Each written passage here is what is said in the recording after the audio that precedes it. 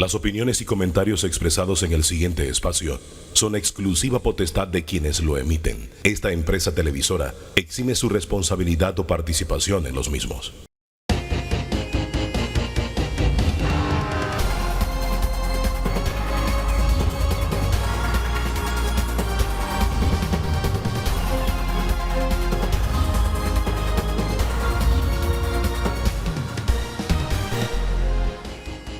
¿Qué tal? ¿Qué tal? Muy, pero muy buen día. Bienvenido, bienvenida al primer debate abierto del año 2025. Don Danilo Toro, no puedo decir que no lo veía desde el año pasado, porque me lo he encontrado un par de veces por ahí. Así es, entre el año pasado y el inicio del año nos hemos estado viendo. Ganándose la plata con el sudor de la lengua. No de la frente, de la lengua.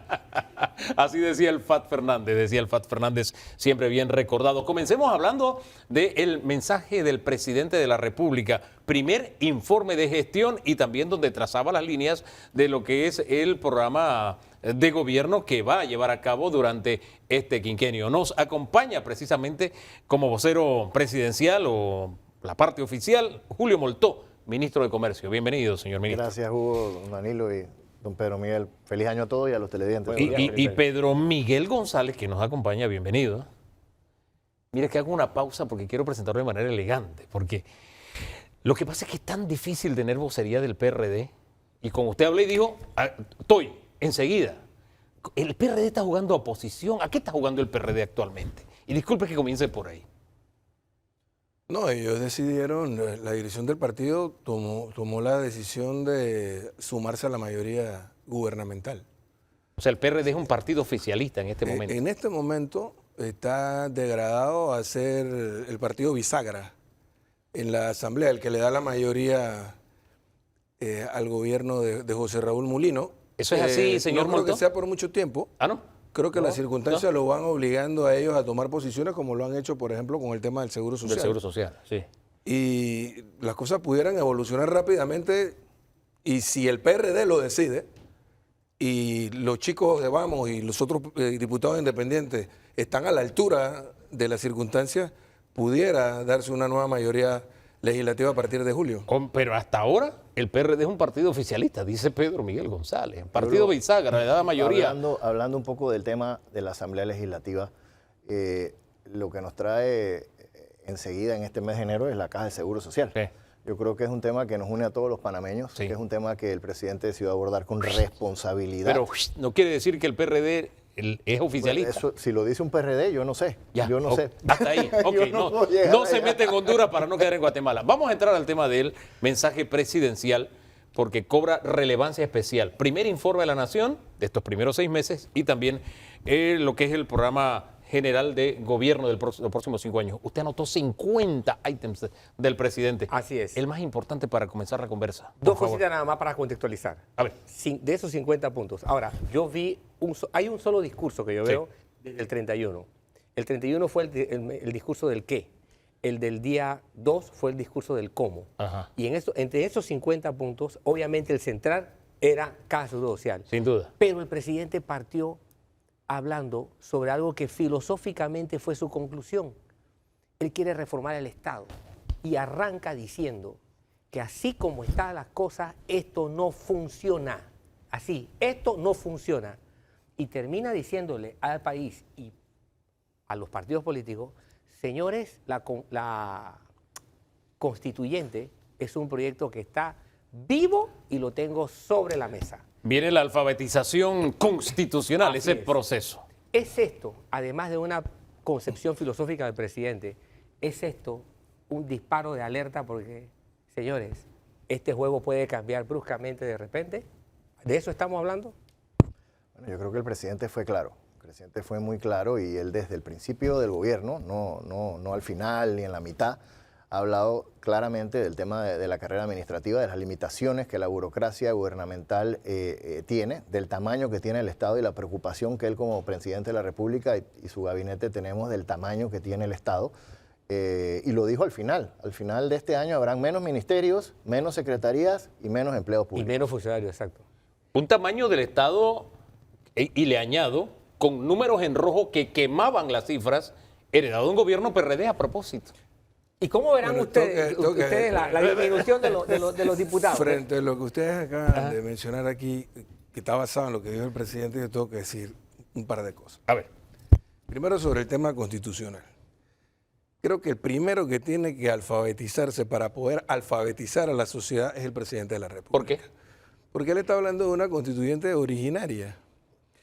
Y la pregunta es, ¿va a haber una ruptura del orden constitucional? La Constitución establece en el artículo 314 qué tipo de constituyente se puede convocar y no es más que la paralela. ¿O es que se va a convocar a un acto o a un ejercicio democrático que barra con los poderes del Estado? Eso no es lo que va a ocurrir. Él está hablando, ¿sí? como en el tema del seguro social, Sí. cuando trajeron el proyecto de ley que dijeron que era un proyecto para hacer solidario el sistema, y es todo lo contrario. En este caso, la retórica es, va a ser una constituyente originaria, pero no lo es. Es una constituyente paralela, porque no vas a barrer ni con la Corte, ni con la Asamblea, ni con el Poder Ejecutivo.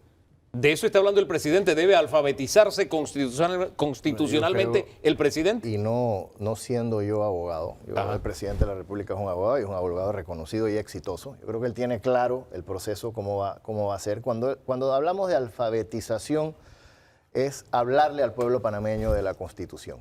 Dicho eso, el tema de la Caja de Seguro Social que acaba de tocar don Pedro Miguel González, yo no lo veo como un proyecto que se ha presentado mintiendo. Yo creo que ha sido un proyecto claro, que se dejó puesto en la Asamblea, un proyecto sustentado, un proyecto que garantiza sobre todo y pone por delante al pueblo panameño en su tema de atención médica, para reducir la mora quirúrgica, para llenar de medicamentos el Seguro Social, que actualmente tiene una falta de medicinas, y la atención médica. Adicional a eso, la otra parte garantiza las jubilaciones y las pensiones a largo plazo. Eso no lo tenemos hasta ahora mismo con la ley que tenemos toda emparchada desde 1957. Se creó una ley, se juntó a todos los sectores por mucho tiempo y desde el 6 de noviembre esa ley se entregó con sustento en la Asamblea Nacional para su análisis, para su debate, para su aprobación o para los cambios que los diputados requieran hacer en la Asamblea Nacional. Sin embargo, el Ejecutivo ha entregado una ley que funciona y que garantiza que perdura en el tiempo. ¿Por qué dice que está mintiendo entonces? Porque la Constitución es clara. O sea, hay tres formas de convocar a una constituyente. No, me refiero al tema del proyecto ahora sí de la Caja de Seguro Social. Bueno, si quieres cambiar de tema, porque también quedó el recorte del tamaño del Estado. Sí. Que también creo que el principal responsable del crecimiento del aparato estatal, después que lo habíamos dejado en 140.000 servidores públicos, luego de los ajustes que sí hizo el gobierno de Martín Torrijos en 2005, 2006 y 2007 con la reforma fiscal, fue Ricardo Martinelli y el gobierno del que el señor presidente de la República era el ministro de Seguridad. Entonces, en el caso del Seguro Social, estás hablando de que es un sistema solidario, pero estás barriendo con el sistema solidario. Es más, estás pretendiendo eliminar a todos aquellos hombres, esto que lo entienda la gente, los hombres que son menores de 55 años y las mujeres que son menores de 50 años, que han venido cotizando desde antes del 2008, es decir, que están en el sistema solidario, los están lanzando al de las cuentas individuales sin que hayan cotizado un solo centavo. Entonces, ¿con qué clase de pensión van a tener estas personas? Eso no se lo están diciendo a nadie. Entonces, el cálculo, ¿quién va a poder vivir dentro de 20 o 30 años con una pensión que represente el 20 o el 30 o el 40% del promedio de tu vida laboral? Cuando la base del sistema actual es el 60% del promedio de los 10 mejores años. Nadie va a poder vivir con eso. Entonces, están condenando a las personas no a jubilarte ni a los 62 ni a los 65 años, sino a trabajar el resto de tu vida con un proyecto como este, que lo único que tiene en el fondo es el interés de ciertos sectores económicos financieros de administrar los capitales de riesgo de los fondos de pensiones. Cada cual ve el gallo del lado que lo quiere ver. Yo creo que definitivamente hay que leerse la ley, hay que ver la ley. ¿Usted la ha leído? Por supuesto. Es una ley moderna, es una ley novedosa que garantiza y la perdurabilidad de las pensiones en el futuro. Ahorita mismo nosotros no tenemos eso, don Pedro Miguel, y usted me disculpa, producto del desfalco y del abuso y del uso y mal uso que se le ha dado a esa noble institución. Y eso ha venido siendo desde varios gobiernos atrás y hay que reconocerlo. El que no lo reconoce se ha abusado de esa institución que es noble. No hay medicamentos, no hay atención quirúrgica y no hay una atención debida al paciente. Y el gobierno del presidente José Raúl Mulino ha puesto una ley que garantiza eso y le garantiza al pueblo panameño, y lo estamos diciendo, que va a tener una atención médica, pone al paciente de primero y que la perdurabilidad de sus pensiones y jubilaciones, que ahorita mismo están en riesgo, y eso nadie lo está diciendo, va para futuro sin tener que estar emparchando. Vamos a tener un análisis técnico del tema Caja de Seguro Social en segundos y después un debate político para ver si hay luz al final del túnel en la Asamblea. Así que dejemos de lado las discusiones del contenido sobre el proyecto de ley de la Caja de Seguro Social y me quedo con el tamaño del Estado, porque lo que está diciendo don Pedro Miguel González es que esto que dice el presidente que va a corregir nació precisamente en una administración donde el presidente era ministro. O sea, se iría a corregir lo que este grupo político comenzó, Bueno, según dice Pedro Miguel. Querer echarle la culpa al presidente José Raúl Mulino del crecimiento de la planilla en un gobierno en el cual él no era presidente me parece un poco jalado de los pelos, de los cabellos. Yo creo que el presidente es responsable. El presidente hemos heredado un Estado con mucha grasa, lo sabemos, con exceso Pero de es que la mayor instituciones. parte de la grasa se la metió el gobierno Yo de no sé Ricardo si se la Martinelli, si metió no veamos el crecimiento de la Martinelli, si se la planilla. metió Varela o si se la metió Cortizo. Mira. Porque el presidente que acaba de salir y el gobierno que acaba de salir nos dejó un gobierno totalmente defalcado, totalmente lleno de funcionarios, botellas por todos lados, una ley de carrera administrativa que no te permite ni siquiera poder despedir a los funcionarios que no están haciendo absolutamente nada, y por eso el presidente se expresó de la forma que se expresó.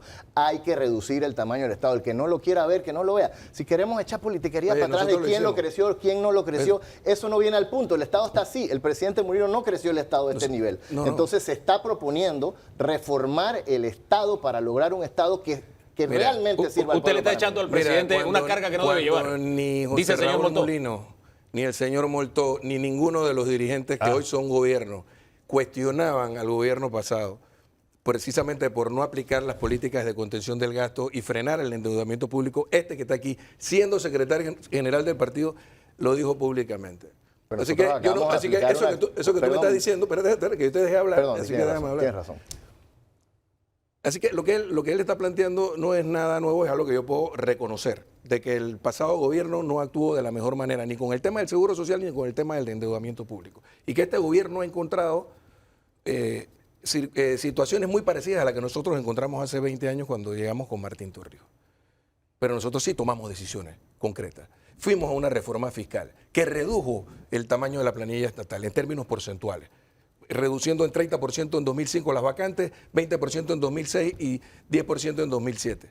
Por eso logramos tener superávit primario durante casi toda la gestión de Martín Torrijos. ¿Y este gobierno no está tomando decisiones? No, y este gobierno está por verse, Me parece que el presidente de la República actúa de manera muy cómoda, tratando de responsabilizar a los dos últimos gobiernos y no al gobierno del que él formó parte, y no dijo nada cuando Ricardo Martinelli disparó de manera exponencial la corrupción en la administración pública. Y ahí están todos los escándalos de corrupción que todavía están en el tapete judicial.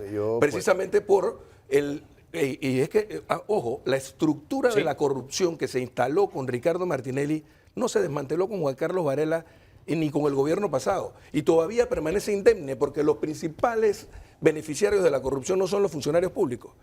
Esos son peones en el tablero de ajedrez que los cambias cada 5 años, sino los actores privados, nacionales y extranjeros. Pare que la contratan metralla, con el Estado. pare la metralla un momento para que el hombre se defienda. Y debo respetar cuando está hablando, así mismo es.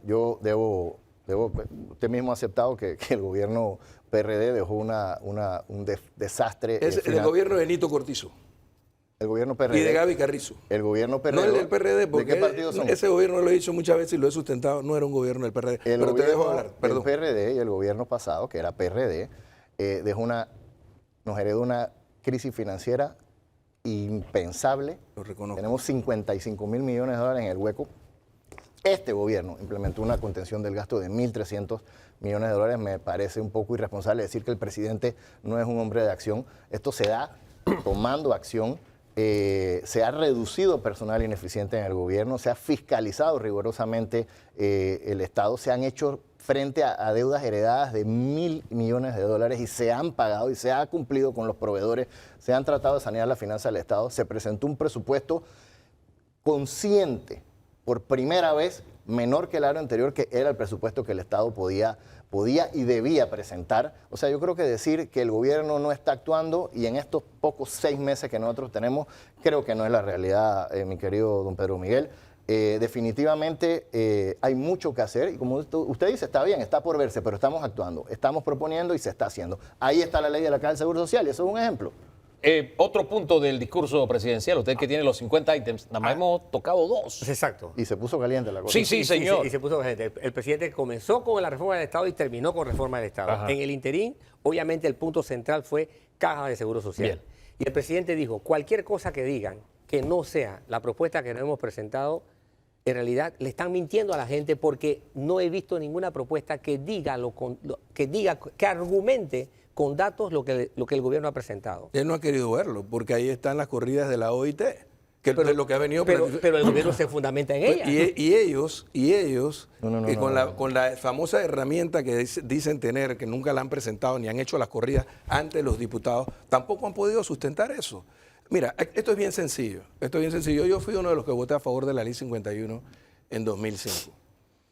Lo hicimos basado casualmente en la orientación de muchos de los actuarios que actualmente están detrás de este proyecto de ley, que decían que la economía panameña solamente iba a crecer, en el mejor de los casos, un 4% proyectado a 15 o 20 años. Y en esa circunstancia no había forma de sostener el sistema solidario.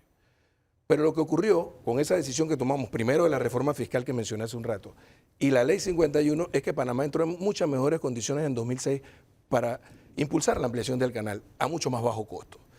Y la economía panameña se disparó y en 10 años se triplicó y la base de los cotizantes creció. Entonces, si nosotros no hubiésemos creado ese segundo pilar, basado en aquellas premisas equivocadas de los expertos y de los técnicos, en esas premisas equivocadas, lo que tendríamos es un sistema solidario en Panamá con 14, 15 mil millones de dólares en reserva y nadie estaría hablando de la necesidad de modificar la ley del Seguro Social, al menos no inmediatamente. Lo que nosotros estamos proponiendo y lo que proponen estos sectores, que es lo que yo creo que debe hacer la Asamblea Nacional, es reestructurar completamente el proyecto, volver al sistema solidario. Decir que tomar las reservas de los que han venido cotizando de 2008 para acá, cuando no existen cuentas individuales, y eso ha quedado claro en el debate, no existen cuentas individualizadas, es un despojo. Decir eso depende de dónde estés parado. Del lado donde nosotros estamos parados es arropar a todos esos jóvenes que comenzaron a cotizar de 2008 para acá con el sistema mucho más humano, mucho más justo como el que tenemos.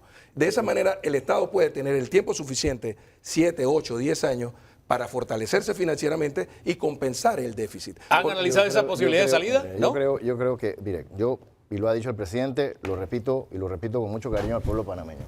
Esto no se puede agarrar de politiquería. Presenten las propuestas en la mesa. Ahí está una ley que funciona, hay una ley que se presentó, es una ley que no es cierto que las corridas no se han presentado, y lo dijo el presidente ayer en el discurso. Van a ir los funcionarios de la Caja del Seguro Social cuando los diputados y las bancadas lo requieran a presentar las corridas. Hay una calculadora que usted dice que no ha visto, pues está. Déjeme acabar que yo lo deje acabar.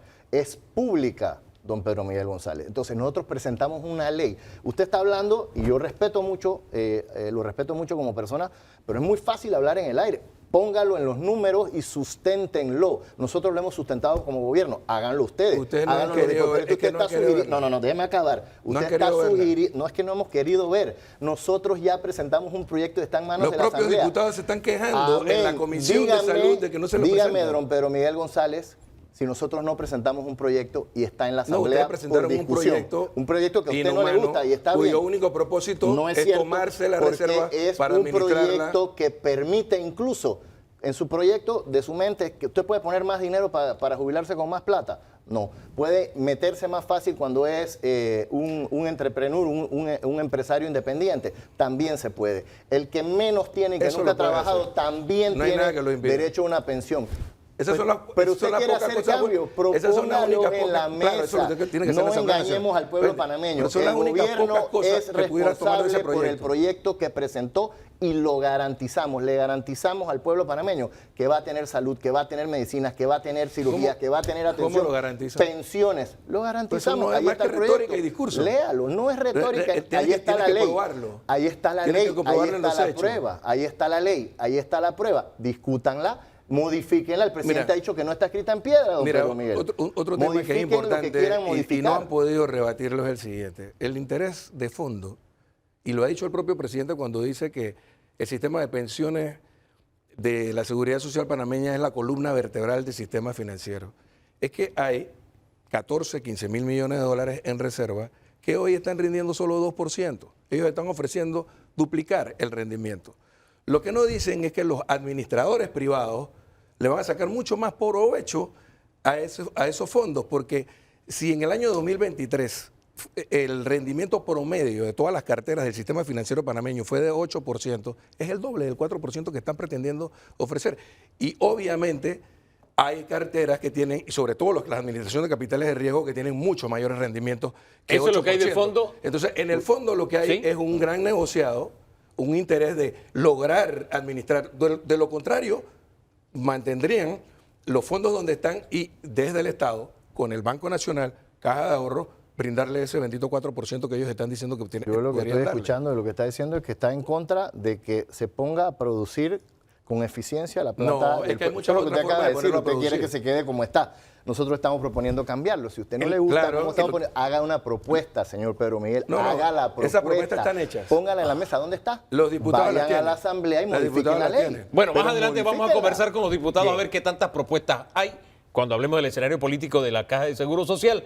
Otro tema del Otro discurso, tema por favor. Que me recordó a un tema ya pasado de Panamá, porque nosotros tuvimos un puente sin acceso. Ah, y, sí, el, sí, sí, y el sí. presidente de repente nos sopea y nos dice, tenemos una La de potabilizadora, Howard. pero que ni le entra electricidad, ni le entra agua. entra Yo no agua. podía creerlo. Realmente esto es de antología. Ay, padre. Esto es de Panamá antología. Conde, esto es Panamá Conde. Exacto, así es. Entonces, y cuando el presidente describía esto, yo me decía, pero bueno, esto no es nuevo en Panamá, ya tenemos lo que le dije en materia del puente que no tenía acceso. Mi pregunta es, estas herencias que no son nuevas, ¿cómo ven los partidos políticos que han pasado por el gobierno y le dejan a otros gobiernos estas magias icónicas para poder resolver? Yo creo que el presidente fue claro y responsable al decirlo. En 18 meses vamos a tener la potabilizadora de Howard andando, porque hay que traer, en efecto, una línea eléctrica para poderla alimentar. Como bien dijo él, no se puede agarrar y se fue a enchuflar, y hay que traerle el agua para poder potabilizarle y darle el agua a esa área del país. Pero se van a implementar también un plan de pozos para poder, mientras tanto, poder brindarle agua a la Pero población. entiendo que este es un proyecto que viene de dos gobiernos, del Sí, pasado sí, y del anterior al sí, pasado. Sí, y no lo pudieron acabar O en 10 sea, es años. un proyecto en una década. Y no lo pudieron acabar en 10 años, increíblemente, y a los costos pues que todos sabemos que vinieron. Es una herencia más, como quien dice, y realmente es una sorpresa encontrarse un pasó con- proyecto que no tiene ni luz ni agua, pero es para brindar agua. ¿Qué pasó con la fiscalización del primer órgano del Estado sobre este tipo de proyectos icónicos? ¿Qué pasó con los partidos políticos? Porque al fin y al cabo los diputados son los que tienen que fiscalizar el papel del Ejecutivo. Mira, yo he lamentado en múltiples ocasiones porque fuimos oposición al gobierno de Martinelli, del que el señor Moltó también formó parte, y fuimos oposición al gobierno de Juan Carlos Varela y prometíamos llegar al poder en 2019 a hacer las cosas diferentes. Y el gran error y el precio que tuvimos que pagar en las elecciones del 2024 fue que llegamos a hacer más de lo mismo. ¿Entiendes? Llegamos a hacer más de lo mismo, ver el Estado como un negocio. José Raúl Mulino está comprometido a hacer la diferencia de su gobierno con el gobierno de Ricardo Martinelli. Es como un tema personal de él, de querer reivindicarse con algunos sectores a los que él pudo haber defraudado en su momento con una administración como la que, tan corrupta como la de Ricardo Martinelli. Pero esperamos que hagan las cosas de una mejor manera. Ahora, yo cuestionaría algunas cosas que no dijo, que no dijo José Raúl Mulino. Por ejemplo. ¿De qué no habló, por ejemplo? La política internacional.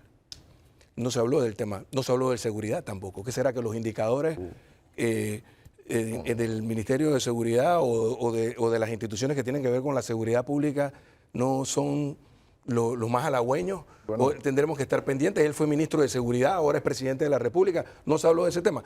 Y en Esos dos ítems de lo que no se habló, porque el tiempo se nos va. Ojo, y en Sí. circunstancias en las que el presidente electo de los Estados Sí. Unidos nos está amenazando. Y no llaman a la unidad nacional. y no Tres toca el cositas tema. de las que no habló el presidente. ¿Por qué? Yo creo que decir que no habló de Panamá hacia el exterior no es cierto. El presidente habló claramente Sí, habló del impulso que le va a dar Panamá para atraer la inversión extranjera al exterior. Habló claramente del esfuerzo Fue lo y lo único que está, dijo. déjame acabar. Le dio la Del esfuerzo responsabilidad que a la Cancillería está de haciendo impulsar el crecimiento Panamá para económico. salir de las listas en que hemos quedado Así es. producto del mal manejo financiero que tenemos en este país y de muchísimas otras cosas más. Déjeme acabar, don Pedro Miguel.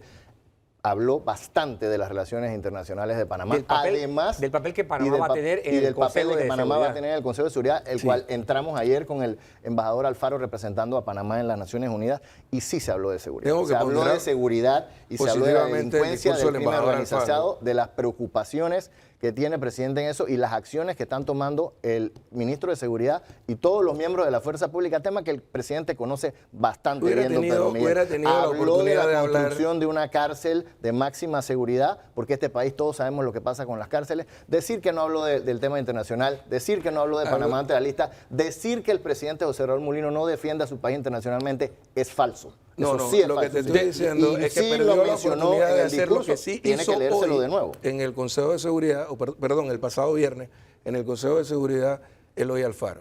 O sea, esa postura de Eloy Alfaro debió haber sido En el- la en línea el discurso de José presidencial. Raúl. Sí, porque Ok. es que al final, cuando ellos Sí. gobiernan, y tengo que lamentar que con el gobierno pasado no fue distinto, la política exterior panameña es una política satelital. Ellos no hacen nada si la señal no la dan allá en Washington. Ahora, de lo que sí habló- su Totalmente personalidad. falso. Lo primero Sí, que nosotros hicimos como internacional. gobierno fue lograr la adhesión al Mercosur. A ver, estamos viendo para el sur, por primera vez estamos negociando en la Grande Liga como Panamá como Estado asociado. No diga eso, don Pedro De lo Miguel, que sí no habló es el cierto. presidente fue de bajar el precio de los medicamentos, por lo menos a 20 medicamentos. Ya salió la lista ayer. Una tarea que ha sido postergada a través del tiempo. ¿Qué opinión le merece este anuncio? A mí me parece positivo. Sí. Positivo, Bien. pero no dejarlo solo en el ámbito público de farmacias y drogas o el tema del seguro social y la compra de medicamentos, sino los adláteres que él tiene, cerquita ahí de él. Él habló de la mafia de los medicamentos, la a mafia propósito. ¿Y quiénes son? El país entero lo sabe. ¿Quiénes son los de la mafia de los medicamentos? Usted dice que están alrededor del presidente. Oye, al presidente de la República, o al Cogal, o Aníbal Galindo, y el resto de las familias que se han venido beneficiando durante años del oligopolio de las ¿A medicinas. quiénes se refería el presidente con eso de la Yo mafia creo de los que medicamentos? La posición del presidente José Raúl Mulino es para darle medicamentos al pueblo panameño al precio correcto. El presidente ha dicho, por ejemplo, que se va a aprobar los medicamentos que tengan la aprobación de FDA de los Estados Unidos y EMA de Europa para que entren directo. Me parece positivo. Eso es Estoy de positivo, don acuerdo. Pedro Miguel, y si usted está hablando de una mafia, pues va en contra de alguna que No, usted, él que lo usted, dijo, que usted me y lo acaba de- dijo Cortizo que también, no hicieron nada. es que yo no sé si el presidente Cortizo no hizo nada, el presidente Mulino es un hombre de acción y estamos haciendo. Y el ministro Boyd ayer ya sacó la lista de los medicamentos, ahora nos toca a Codeco y al Ministerio de Comercio trabajar Y en si el eso decreto resulta, para lo vamos a lograr- aplaudir todos los panameños. Eso va a resultar, don Pedro Miguel, porque el presidente Tengamos esa tiene esperanza. la voluntad de bajarle los medicamentos al pueblo panameño. Son 20 medicamentos que Sí. van a estar entre el 40% y más a un precio reducido como debe ser. Tengamos esa esperanza. Lo cierto es que es el mensaje presidencial que marca la tónica que tendrá la administración Mulino los próximos 5 años. Le voy a dar a cada uno 30 segundos porque de pronto nos marca un buen camino a seguir, no sé.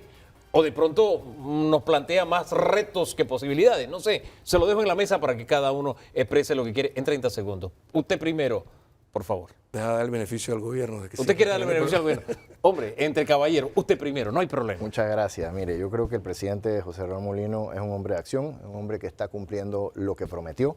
Como presidente, definitivamente, y ahí debo estar de acuerdo con don Pedro Miguel, que él quiere hacer un gobierno diferente, él quiere dejar un legado. Creo que el tono fue de transparencia, es el tono que hemos tenido en el gobierno permanentemente y de compromiso. Se habló del precio de los medicamentos, de la caja de seguro social, del tema, por ejemplo, no hemos hablado del loteo para las familias de bajos recursos.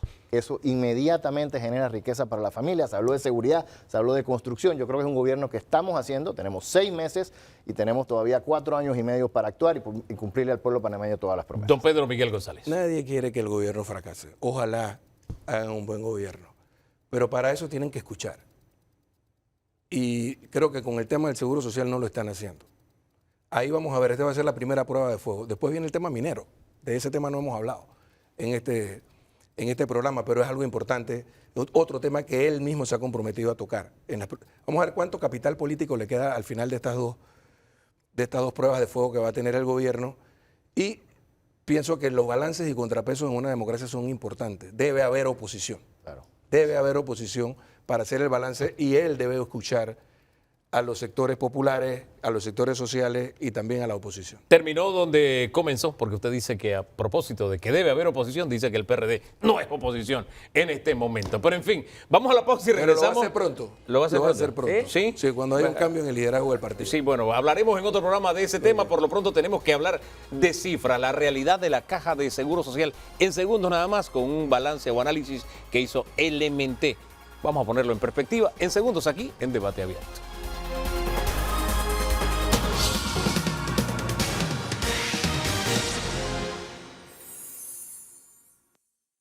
Sí, aquí un aroma todavía. Aquí estuvo Satanás. Huele a azufre. No, oye, No, sea, en digo serio, que- estamos grabando. ¿Ya estamos al aire? Eso fue lo que dijo. Eso fue lo que dijo. Sí, pero no era el símil que quería hacer. Yo lo que quería decir es que todavía hay humo flotando de el encuentro intelectual de ideas entre nuestros invitados anteriores. Eso de Pero que- eso fue lo que dijo el difunto presidente de Venezuela. Sí, él dijo allá otra cosa, huele a azufre, dijo él. Así es. Sí, pero son cosas históricas, los debates de opiniones y de punto de vista son como el que usted acaba de ver, pero cuando hablamos de cifras, 1 más 1 son 2. Todavía no encontró la fórmula que diga que 1 más 1 es 3. Y tenemos en medio de tanta pasión que hablar sobre la Caja de Seguro Social basados en cifras. Nos acompaña Domingo Latorraca, de la firma LMT, para volver, porque ya hemos hablado de este tema, pero él ha hecho un estudio que me parece que nos sitúa nuevamente en el tamaño del problema que estamos enfrentando. Domingo, bienvenido. Hoy domingo. Después explicas el tema del azufre. Sí, cuando vea el programa, porque usted no vio el debate que había hace un ratito. No.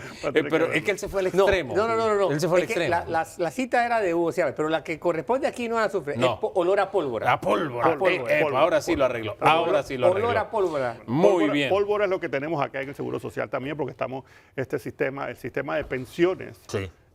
bajo las condiciones actuales, tiene un déficit inmanejable, ¿no? Si no se hacen los cambios. Y ahí en pantalla tenemos una gráfica que creo que recoge esto, la dimensión del problema que estamos enfrentando, para que le explique. Y veamos los temas primero a mediano plazo, digamos hasta el 2030, y ya el sistema de pensiones está corriendo con un déficit que en el 2024 más o menos se estimaron en unos 900 millones de dólares, en el 2025 1.140 millones de dólares, es decir, y eso va a ir incrementando. Es decir, esa es la diferencia entre los ingresos que recibe la Seguridad Social para las jubilaciones y lo que se está pagando. Hay un déficit que está creciendo. Y eso es, digamos, hasta el 2030, donde alcanza unos 2.150 millones de dólares. Pero fíjese que la pero- cifra comienza, o la gráfica comienza desde 2018 Por supuesto. y se extiende hasta el 50. Sí. Si lo vemos a largo plazo, Sí. la situación actual del sistema de beneficio definido, que es el sistema, digamos, viejo, ¿no? Ese sistema tiene un déficit acumulado de 74 mil millones de dólares. O sea, es un déficit gigantesco. No se puede mantener la situación actual. Es inmanejable. Ahora, el síntoma en cuestión de días es que, según ha dicho el gobierno, comenzamos con 25 millones, creo que en febrero o marzo, que habría que inyectarle al sistema para pagar las pensiones. Y eso va a ir creciendo. No sé, y lo que son 25 hoy, son 50 mañana, 75 después, O sea, y eso es una... Sumando, lo que tenemos es que en un quinquenio vamos a tener un déficit de 9.000 millones Así es. de dólares. De eso estamos hablando. De eso estamos hablando. Y a largo plazo, Danilo, hasta que se termina, digamos, de pagar la última pensión del último jubilado bajo el sistema de beneficio definido, eso suma 74 mil millones. 74 mil millones. Ahora, ese es el tamaño del problema que estamos enfrentando, Es más decir, allá de las ideas, de las opiniones y de los debates y las discusiones. Es decir, Hugo, Sí. en un quinquenio Sí. nos gastaríamos una tercera parte de lo que hasta la fecha ha aportado el canal. Es correcto. Sí, exacto, sí, el cálculo es válido. Ahora, este no es un problema exclusivo de Panamá. Hablemos de las tendencias mundiales, que es la siguiente gráfica que vamos a mostrar, que tiene que ver con el tema del aumento de edad de jubilación, la equiparación en la edad de jubilación para hombres y mujeres, que se ha puesto a veces aquí sobre la mesa y ya ha causado también estremecido el debate, la flexibilidad de la jubilación y los cambios futuros. Eso es, como tú dices, Hugo, esto no es exclusivo de Panamá y Panamá no es único. Yo he estado escuchando algunos argumentos que aquí no se debe, por ejemplo, es impostergable aumentar el número de cuotas y la edad de jubilación. Es impostergable. Y Panamá no es único. Las tendencias mundiales apuntan a el aumento de la jubilación porque estamos viviendo más y estamos trabajando más. Y ahora en un rato vamos a hablar específicamente sobre la edad de jubilación porque hay 3 razones adicionales, pero digamos las tendencias son que la edad de jubilación se aumenta. 2, la equiparación de la edad de jubilación entre hombres y mujeres. Y países como Costa Rica, México, Uruguay, aquí cerquita en el patio, por no decir en la Unión Europea, todos han equiparado la edad de jubilación de las mujeres porque las mujeres inclusive viven más. Aquí hemos puesto ese tema abajo de la mesa y nadie quiere tocarlo, pero es una tendencia global. Las 2 últimas, flexibilidad en la jubilación, es decir, tú ahorras y esto se logra a través de, digamos, una sistema nacional, que es el que se ha propuesto por parte de la Caja del Seguro Social y el Gobierno Nacional, en donde te permite una flexibilidad. Tú ahorras más y recibes más a tu jubilación. Tú te quieres ir un poquito antes de la edad de jubilación, bueno, y eso te va a recortar un poco tu beneficio. Es decir, se introduce la flexibilidad para el individuo. ¿Por qué? Porque las personas pueden elegir seguir trabajando y hoy las personas, su productividad dura muchísimo más y en una estructura, digamos, una economía de servicios, eso puede ser propicio. Y, por supuesto, la última tendencia mundial son, digamos, cambios, van a continuar los cambios demográficos. Vamos a seguir teniendo una población menos joven y van a haber menos jóvenes porque la población está teniendo menos hijos. Eso me da pie a la siguiente gráfica que mostramos en pantalla. Tiene que ver precisamente con este tema, la relación entre edad de jubilación y los cambios demográficos. Vamos a explicarla, ahí está en pantalla. Sí, esto es fundamental para entender parte del problema que se tiene que atender y que se atiende con la propuesta que ha presentado el Seguro Social. Uno, cuando se diseñó el sistema actual, que fue en los años 40, 50 y 60, las personas vivían 60 años. Tú te jubilabas y durabas unos pocos años. Hoy en día, gracias a Dios, las personas viven ya en el 2023, de acuerdo a las Naciones Unidas, en Panamá, la expectativa de vida va a estar rozando los 80 años. Entonces, desde que tú te jubilas, hay que asegurarse que los fondos que se han recaudado para tu jubilación alcanzan para que tú dures casi 20 años y no se queden cortos.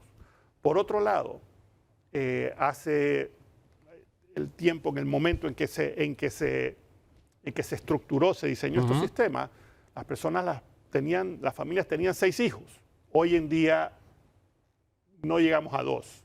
¿no? Entonces, los jóvenes que deben estar fondeando el sistema bajo esta estructura no están ahí, no están trabajando. Por eso veíamos que en la parte derecha de la gráfica que estaba en pantalla hace algunos segundos había una proporción inversa, ¿no? Iba una gráfica subiendo que es la expectativa de vida versus los componentes de la familia que son cada vez menores. Yo lo comparo con que mi esposa y yo nos casamos, consumíamos 5 libras de arroz y teníamos una cantidad X para comprar esas 5 libras de arroz. Pero resulta que a los 10 años somos más comiendo arroz y necesitamos más dinero para comprar ya no 5 libras, sino tal vez 10 libras de arroz. ¿Ve? Un poquito la realidad de las necesidades versus lo que estoy invirtiendo, en este caso para arroz, acá el caso para las pensiones y las jubilaciones. Vamos a la siguiente gráfica, porque usted nos adelantó algo de las tendencias globales, las tendencias mundiales, ¿verdad? Y tenemos una gráfica que en alguna medida lo recoge.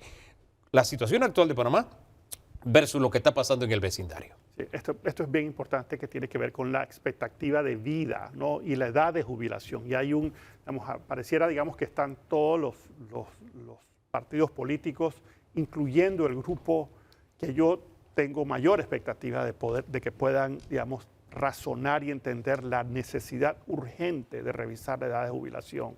Es porque digamos, en nuestro sistema actual te jubilas las mujeres a las 57 años y hay un error de 57 años, el hombre a los 62 años, y con la reforma bajo ciertas condiciones, pero con cierta flexibilidad, la mujer se jubilaría dentro de 7 años, a partir de los 60 años y los hombres a los 65 años. Con la flexibilidad que usted hablaba del sistema nacional. Flexibilidad de que te puedes ir antes con un pequeño penalti, ¿no? O sea, en vez de recibir el 100% de la jubilación que te toca, te castiga un poquito. También el nuevo sistema te permite continuar, si continúas trabajando, que esos aportes adicionales se sumen a tu jubilación. Eso es bien interesante en el sistema, recuerda, en los sistemas nacionales, donde tú puedes seguir ahorrando y eso va a ir a favor de tu jubilación. Ahí quisiera hacer un alto, disculpe, porque tenemos que diferenciar entre lo que es un argumento político y una opinión que es válida, que todo el mundo la puede tener, versus las cifras. Porque yo he escuchado esta línea en varios políticos, no voy a hablar solamente de diputados, varios políticos, que dicen, lo que quieres es que te jubiles para que vayas directo a la funeraria, cuando no estamos teniendo una expectativa mayor de 3 años, sino de mucho más, como usted lo acaba de ver en la gráfica. Es decir, tienes más tiempo de vida, más productividad, y no es que sales de trabajar para irte al cementerio. Y por eso es que es bueno que usted vea las cifras y no caigamos en estos argumentos que pueden sonar muy bien, y puedo estar de acuerdo, porque es de acuerdo a mi forma de pensar, pero no necesariamente es lo que está planteando la realidad. Continúe, disculpe. 3 razones para aumentar la edad de jubilación. 1, ya mencioné, estamos viviendo más, hay una mayor esperanza de vida, hay más años jubilados, o sea que estamos más tiempo jubilados, lo que aumenta la presión sobre los sistemas de pensiones, ¿no? No es lo mismo que tú fallezcas a los 70, 75 que fallezcas a los 80. Claro. Eso pone mayor presión sobre el sistema de pensiones. Eso es una razón. 2, las tendencias del mercado laboral y productividad. Las personas más allá de los 60, 62 años continúan trabajando y continúan siendo productivos, ¿verdad, Danilo? Así es. Pero fíjese, aquí yo quiero plantearle algo que he venido preguntando, planteando, diciendo y que voy a seguir haciéndolo. Tenemos el caso de Grecia, un estado que prácticamente quebró, gana un gobierno de izquierda, el gobierno de izquierda termina haciendo cosas que se le asignarían a un gobierno de derecha. Pero eso pasó hace ya tiempo. Esta semana comenzó a regir en España el nuevo sistema de jubilación planteado por un gobierno socialista que cree en el Estado de Derecho, respaldado por grupos de izquierda dura. ¿Y qué planteó? Una jubilación de 65 años con 38 años de cotización. Y puso los términos y dije, pero la de Panamá está suave. O sea, y eso es lo que quería plantearle, ¿no? ¿Cómo un gobierno de izquierda lleva las cosas a plantearlas así en España y nosotros en Panamá no recibimos las señales de lo que esto está ocurriendo? Porque va más allá de izquierda o derecha, Danilo. Es un tema, digamos, de expectativa de vida, de tendencias en cuanto a la productividad de las personas. Y eso que acaban de hacer los españoles se alinea con, digamos, con la edad de jubilación de la OCDE, de los países miembros, o sea, que esté 64 años y que lo están moviendo en el futuro próximo, 66 años. Aquí cerca, Costa Rica, 62 años ambos hombres y mujeres. Uruguay, 65 años ambos hombres y mujeres. México, 65 años ambos hombres y mujeres. Es muy importante hacer los ajustes en la de jubilación para sostener económicamente los sistemas de pensiones. No se puede evadir y es una gran responsabilidad la que tienen nuestros diputados para asegurar que este sistema propuesto se mantenga a largo plazo. El pretender encontrar recursos para reemplazar la edad de jubilación, eso puede ser una curita frente a una, digamos, una avalancha de recursos que se requerirían. No es responsable tratar de encontrar un reemplazo al aumento de jubilación. Es un trago amargo que nos tenemos que tomar. ¿Ni siquiera vía reforma fiscal? Que es lo que proponen algunos, el tema del 10% del ITBMS. Ni siquiera porque, digamos, puede resolverlo hoy y puede resolverlo por los próximos pocos años. Pero en el largo plazo, digamos, los cambios demográficos van a poner muchísima presión sobre el sistema de pensiones y tenemos que alinearlo, el sistema de pensiones, con la realidad de nuestra población, que estamos viviendo más, estamos trabajando más, somos productivos por mucho más años y eso es positivísimo, y estamos teniendo menos hijos, hay menos personas jóvenes entrando al sistema productivo del país. Estas cifras muchas me gustan, muchas no me gustan. Me gusta que tenemos más expectativa de vida, me gusta que seamos más productivos con el paso de los años.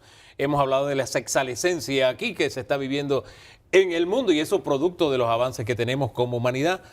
Claro que no me gusta que me aumente la edad de jubilación, pero ahí están los números, son las cifras. Y 1 más 1, como le dije al principio de esta entrevista, es 2. No hemos encontrado otra fórmula para que 1 más 1 resulte 7 o 20 o 15.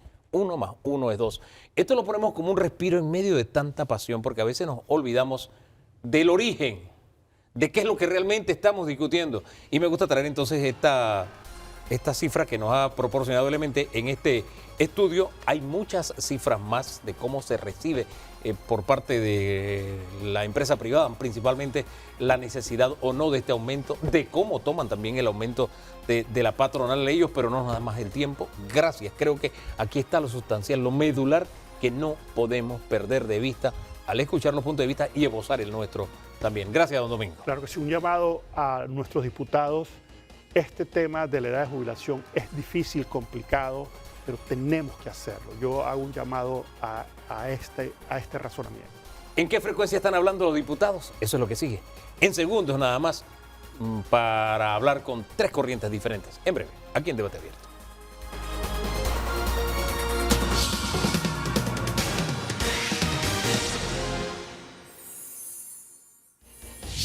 Bueno, dice que la tercera va la vencida. En la asamblea no fue en noviembre, no fue en diciembre, estamos en enero. ¿Irá la reforma a la Caja de Seguro Social? Es el tema que tenemos en mesa ahora. Está con nosotros Yareli Rodríguez, ella es vicepresidenta de la Comisión de Salud, diputada de Coalición, Movimiento, a veces me enredo. Bancada Independiente Vamos. Bancada Independiente. Ajá. Para que Coalición, Movimiento, el colorcito me enreda también, a veces. Alain Cedeño, que está al frente de esta comisión, bienvenido, don Alain, buenos días. Y José Pérez B, o decimos Barboni, para que no haya confusión. Tal cual, porque, tal cual. porque Pérez B, Pérez B. Bienvenidos a los 3. Gracias. ¿Será o no será? ¿Sale este mes el proyecto de ley o no? Bueno, no tenemos tiempo como siempre. Nosotros lo que queremos es tener en realidad la posición del pueblo panameño y que nos apruebe una ley porque es para todos. En esto de la Asamblea poner tiempo es muy difícil y sentimos que la población ha estado de acuerdo con el procedimiento que hemos hecho durante estos últimos 2 meses. Y esperamos que también siga de acuerdo porque nosotros no hemos dilatado el proyecto, nosotros en cierto hemos tratado de ser óptimo con el tiempo, pero también tomando en cuenta la opinión de la población. Fíjese que usted dice que no lo han dilatado, pero el presidente en su discurso, y eso a mí me sonó como, a veces me pregunto, que aquí entre nosotros. Él les dijo a ustedes como, hey, aquí entre nosotros, esto se pudo haber hecho en diciembre. Él lo dijo en su discurso. ¿Ustedes lo pudieron haber hecho en diciembre o no? ¿Ustedes mismos estuvieron pateando la pelota o no? Caja de Seguro Social es un problema que viene de arrastre por más de 20 años y era imposible que en 2 meses pudiéramos tener todas las soluciones para este proyecto de ley. La Comisión de Salud hemos trabajado dándole la participación ciudadana, que es un derecho democrático que tiene la ciudadanía de poder emitir su criterio, y en efecto sí hubo muy buena participación y sí hubo propuestas, tanto del sector privado, el sector gremial, independientes que iban a hablar, y se escuchó. Y hoy día lo que estamos haciendo es un trabajo arduo en la comisión de agarrar artículo por artículo y junto con los asesores legales ir incluyendo en cada uno todas esas recomendaciones que se nos entregaron por escrito. Entonces no es un trabajo que tenemos que hacer apresuradamente, sin embargo tampoco estamos dilatando, estamos trabajando con el tiempo que consideramos nosotros el necesario para poder tener un proyecto de ley bueno para la Caja de Seguro Social. Usted me corrige si yo estoy equivocado, pero así como con un poquito desdeñó el presidente cuando dijo que consultas aquí se fueron al interior, que participó muy poca gente, lo dijo así como que usted es profesor, le habían dado largas al asunto. Yo interpreto mal. Sí, no. Yo creo que yo tuve la misma impresión suya. El presidente El presidente considera que este es una especie de extratiempo del partido. Este es extratiempo del partido. Había un partido de 90 minutos que se pudo haber resuelto en 90 minutos y bueno, estamos en extratiempo. Pero me llamó la atención que el día 31... Del año pasado. Exacto, del año pasado. Pasado y pasado.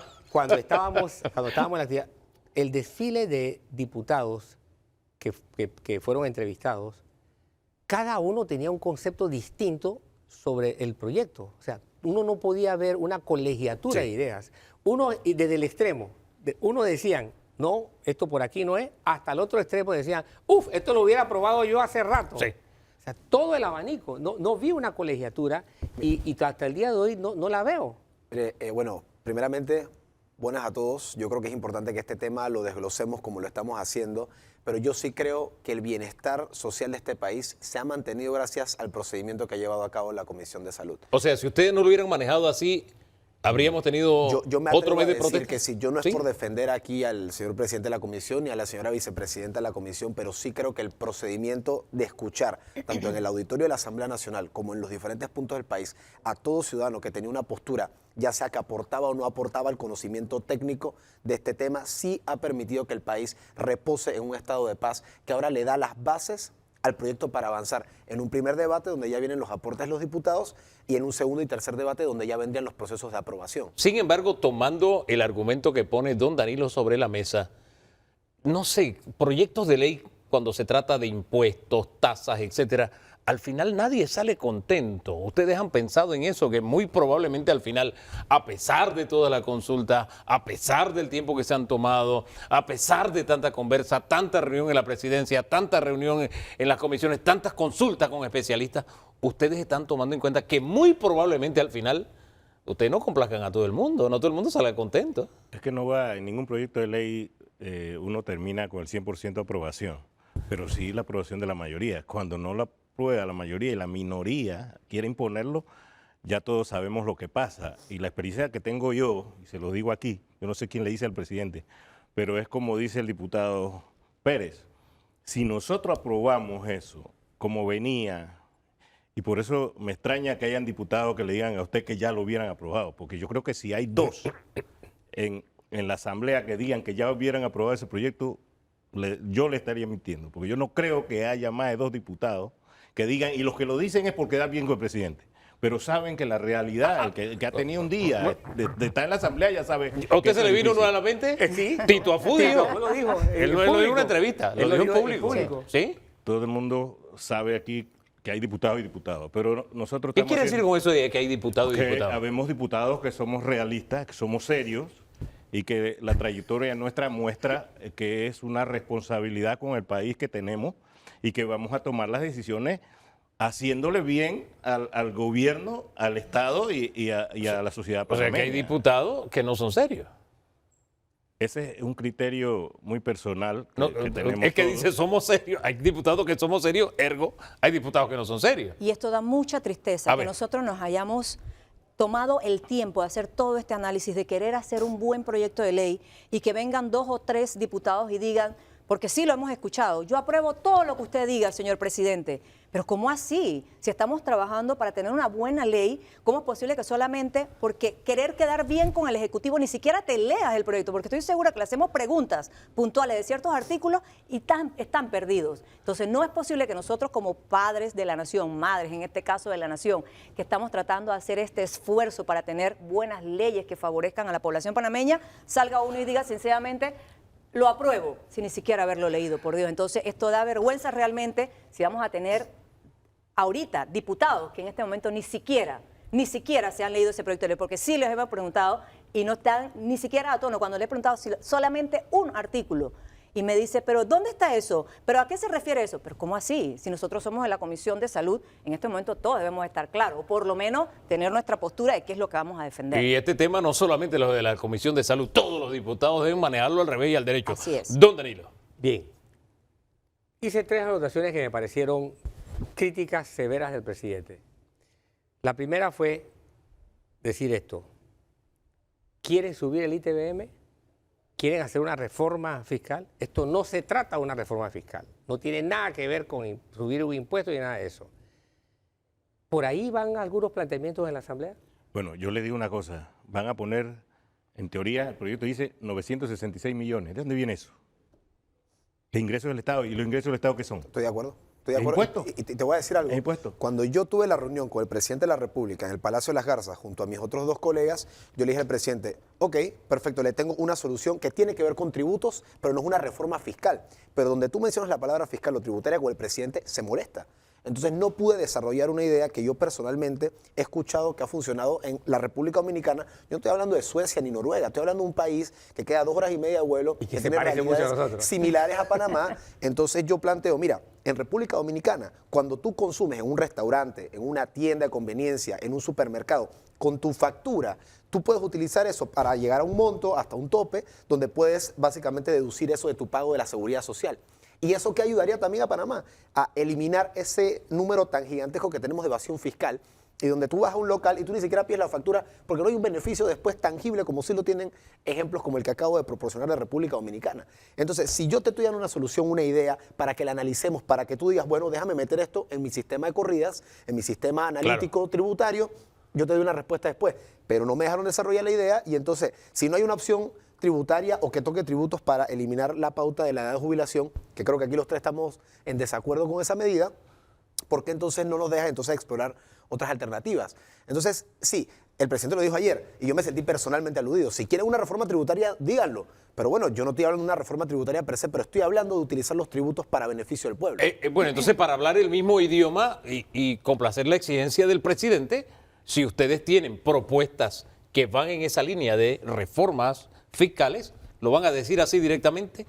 ¿Puede estar incluido en esta ley o tiene que esperarse otra discusión? Dije usar nuestro 7%, pero verlo un Mira, Hugo, beneficio en para el la seguridad social. 2023, el ITBMS recolectó del 7% cerca de 1.600 millones de dólares, de los cuales si le subimos un 3% representa aproximadamente 700 millones de dólares. El aumento de la edad de jubilación, con la proyección que ellos lo están haciendo, más o menos ellos están calculando recolectar 500 millones de dólares. Ahora, si bien es cierto, el Estado tiene que hacer sus recortes. ¿A qué me refiero con esto? A que hoy día la masa salarial aquí en Panamá, el 30% la lleva el Estado. Estamos gastando 4.200 millones de dólares solamente en funcionamiento, en salarios. Es hora de que el gobierno también haga sus recortes pertinentes. Yo quiero entrar en el tema, de los salarios y demás, pero cierro el tema fiscal. ¿Ustedes creen que la población estaría de acuerdo con un aumento del 3% del ITBMS? No, yo no creo. ¿Eso sí sería popular? Es que las propuestas están en la mesa y esa es una de las propuestas que hay. O sea, estamos evaluando muchas propuestas. Al final, la población tiene que ver cuáles son las propuestas que están y tenemos que plantearlas. O sea, no nos puede decir nadie que, oye, esa no la toques porque no lo vamos a hacer. Es aquí el que manda quién es. Es la población. Usted en su trabajo Sí. periodístico debió haber escuchado cuando el presidente dijo esta expresión. Mira, lo que hemos planteado es lo que es. Cualquier otra cosa sería mentirle al pueblo panameño.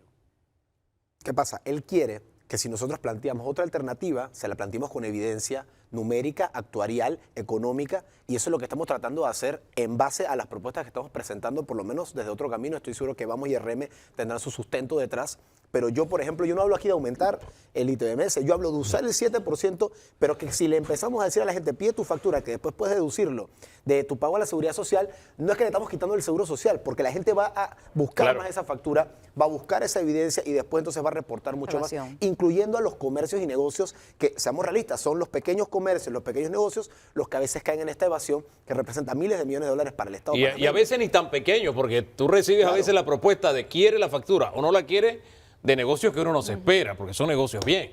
Y eso hay que aceptarlo. Ahora, hay países que han hecho, digamos, un sancocho para buscar la solución. En el caso de Uruguay, que se cita tanto en Panamá, ¿verdad? Ellos aumentaron su ITBMS, que es el IVA, a 21%.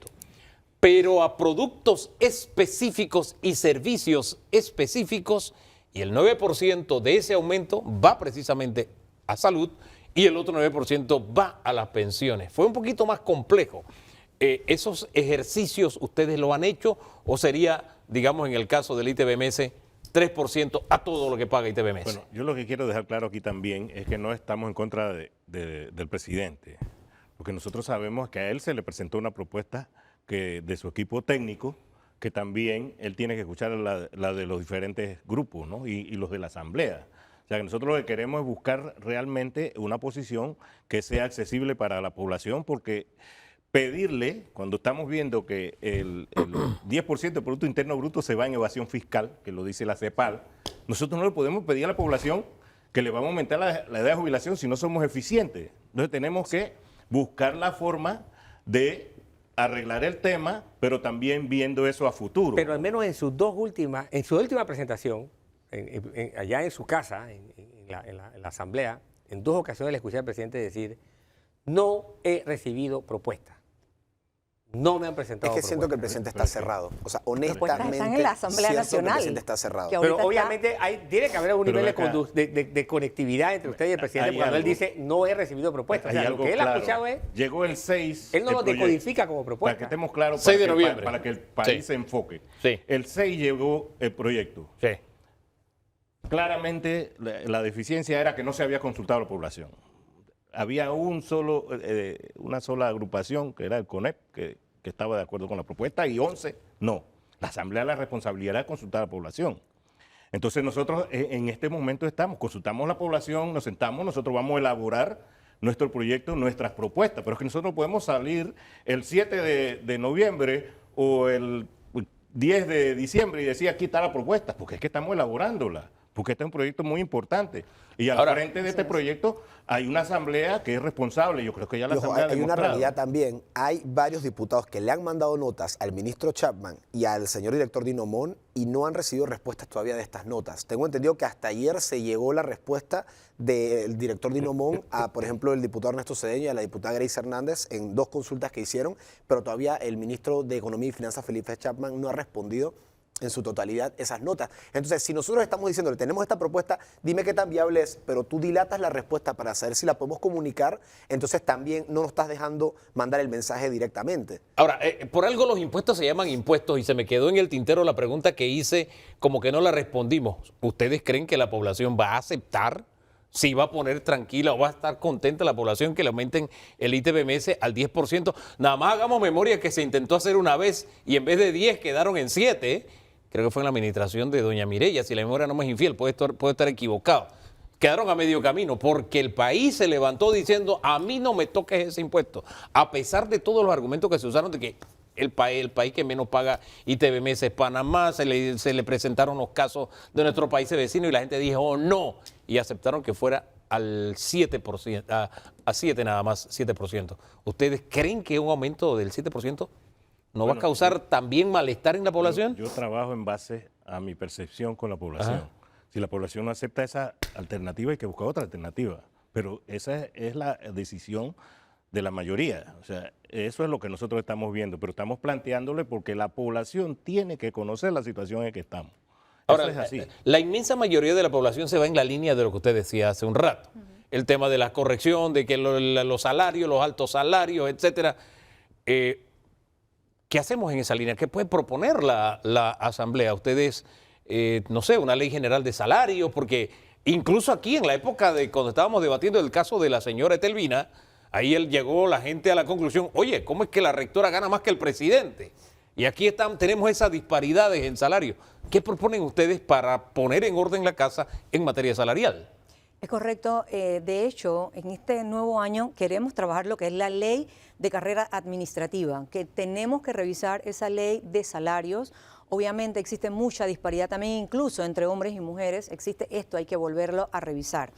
Mira, Hugo, regresando al tema de la Caja de Seguro Social y con el tema de las edades, es importante entender que ninguna de las bancadas en este momento está de acuerdo con el aumento de las edades. Eso no va. Eso no va, eso es indiscutible. Y yo creo que es hasta deshonesto decirle hoy día a las personas que están en el subsistema exclusivo de beneficio definido, que han estado ahorrando o han estado aportando su cuota obrero patronal pensando que se van a jubilar con un 60% y que ahora por segunda vez le vayas a decir, tú sabes, ahora existe otro modelo que no es el mixto, pero este sí te va a funcionar ahora. Entonces, me parece que es hasta irresponsable decirle a las personas también decir, ahora no, espérate, tenemos otro modelo. Pero también me parece injusto que los que están en el subsistema mixto, que también tienen su parte ahorrada, ahora también les vayan a decir, agarremos todo y pongámoslos en todo en una sola bolsa para entonces subsidiar a los de beneficio definido. Entonces, si yo, que estoy en el beneficio solidario, por decirle, que es lo que más las personas lo El de conocen, reparto. el de reparto, tengo la necesidad o tengo puedo decir, me quiero quedar en el 60% y eso debe ser respetado, pero también tengo la opción de decir,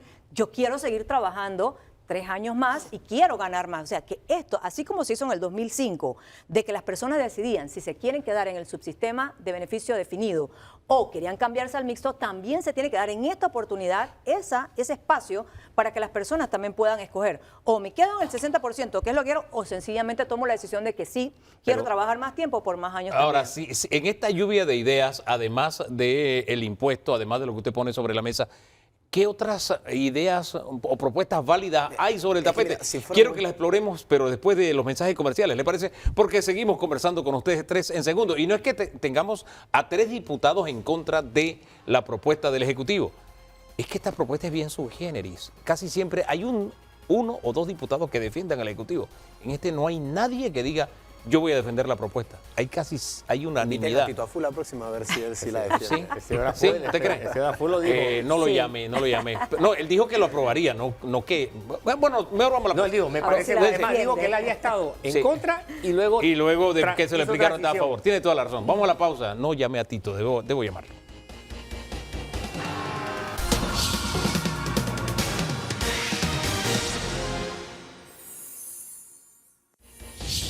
En Panamá hubo una especie de lluvia de ideas con respecto al tema de la caja de seguro social.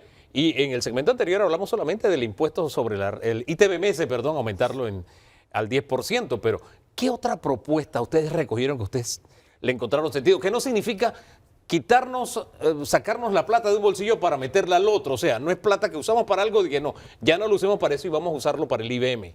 Propuestas innovadoras y viables. ¿Qué otras recogieron ustedes? En el tema que se mencionó mucho fue el tema de los independientes.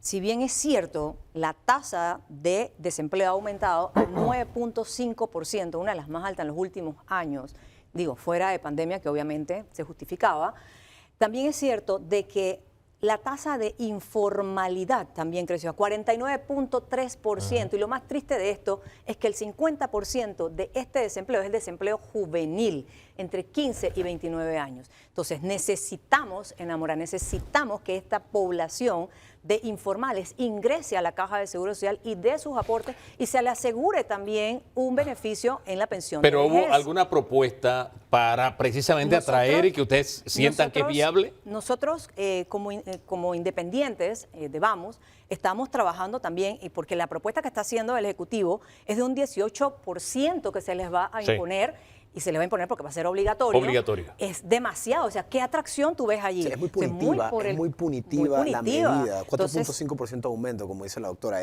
Hay que considerarlo, hay que atraerlo para poder que ese dinero también entre. Tener una propuesta que sea entre 9 y 10% que pueda pagar el independiente y que sea atractivo. Entonces, por otro lado... Pero ahorrando 9 y 10%, porque, hombre, al final el tema de la pensión es un ahorro que yo hago para el final de mi vida. Y hay que verlo de esa manera. Y yo no lo veo como ahorrando es un beneficio. Sí, exacto. supuesto. Entonces, espérate, pero 9%, después no aportas. ¿cuánto estaría yo aportando para el ahorro de mi jubilación?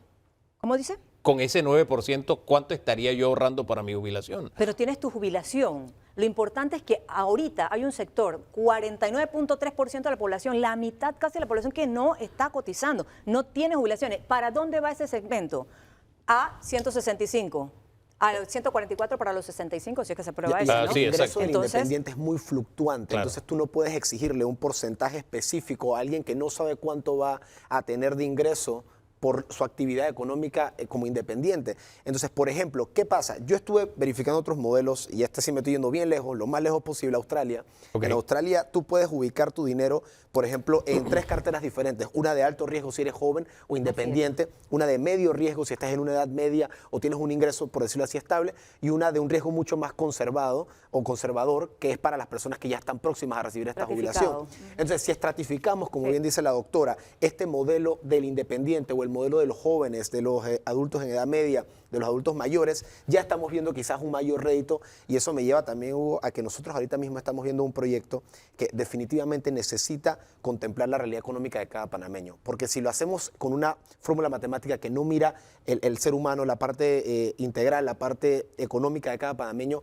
no lo vamos a poder adaptar a todos los que están siendo Pero beneficiados. fíjense que usted está hablando de los diferentes niveles de riesgo, estaríamos hablando de inversión de nuestros fondos, y hay grupos que dicen, mi fondo no lo toque, me lo tienes en un banco, porque con mis fondos ustedes no van a...